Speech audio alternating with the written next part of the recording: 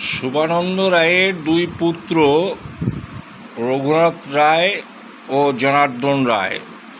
তো রঘুনাথ রায়ের ছেলে হচ্ছে জগন্নাথ রায় মানে জগাই, আর হচ্ছে জনার্দন রায়ের পুত্র হচ্ছে মাধব রায় মানে মাধাই।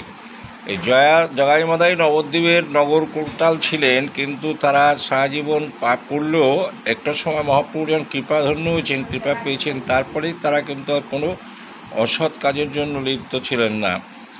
তাই আজও মাদাইপুরে মাদাই ঘাটে যদি কেউ স্নান করেন, সে মাদাই ঘাটকে মানে খুব প্রসিদ্ধ, যেখানে স্নান করলে তার সমস্ত অপরাধ দূরীভূত হয়ে যায়।